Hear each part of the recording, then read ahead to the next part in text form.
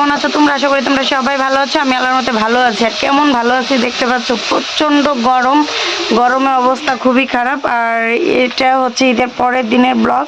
তো এখন হচ্ছে রান্নাঘরে এসেছি। আজকে হচ্ছে আম্মুকে বলছি যে গোশ খাবো না, তো গোশের পরিবর্তে কি খাচ্ছি সেটা দেখতে হইলে, আর তোমরা যদি জানতে চাও পুরো রেসিপিটা, তাহলে প্রথম থেকে শেষ পর্যন্ত থাকবে। আর খুবই ইন্টারেস্টিং একটা রেসিপি। তো চলো যাওয়া যাক।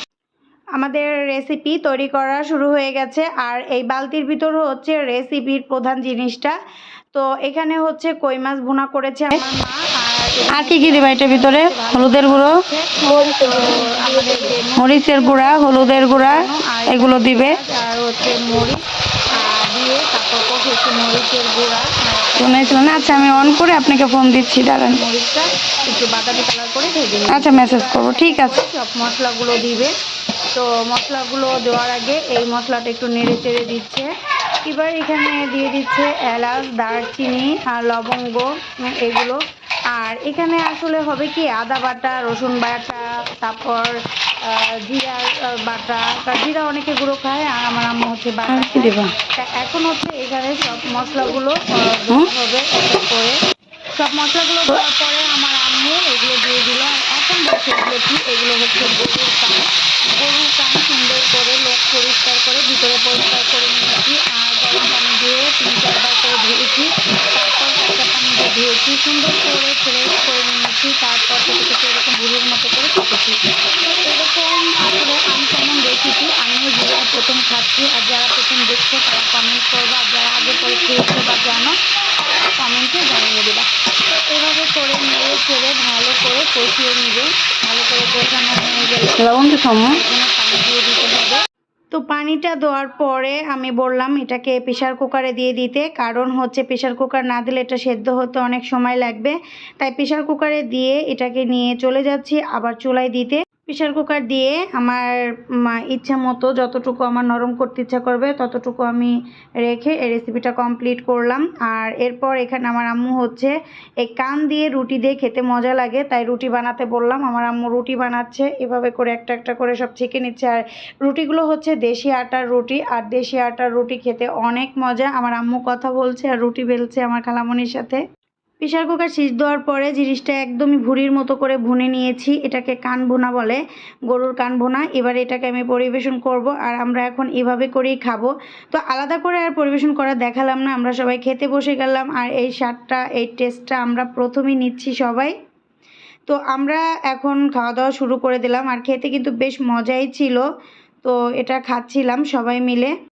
আমার আম্মুকে বললাম তুমি একটু টেস্ট করো। আমার আম্মু টেস্ট করে আমার বোনকে এবং আমার ছেলেকে সবাইকে ডাকতেছে। তো সবাই মিলেই আমরা এক এক করে টেস্ট করব। আমার ছেলেও হচ্ছে যে খেতে বসে গেল। এখন হচ্ছে আমরা গরুর মাংস কাটতে বসে গেছি। আমরা গরুর মাংসের আচার বানাবো, আর গরুর মাংসগুলো ছোট ছোট করে কাটতেছি। আর আমার মেয়ে বসে বসে দেখতেছে। একদম কোমর ধরে গেল এত গরুর মাংস ছোট ছোট করে কাটতে, কারণ এই গরুর মাংস আমার বাসায়ও আচার যাবে আর বাড়িও থাকবে, এই কারণে একটু পরিমাণে বেশি নিয়েছি।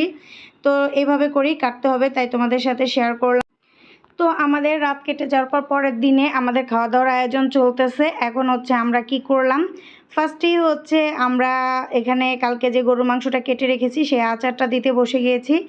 আর শুধু কিন্তু আচার দিব না, এখানে কিন্তু দুপুর রান্না করব। আজকে দুপুরে হচ্ছে বিরিয়ানি হবে। তো আচার আর বিরিয়ানি একসাথেই তৈরি করব। আজকের রান্নাটা আমিই করছি, পুরো ভিডিওটা দেখো আর কথা নয়।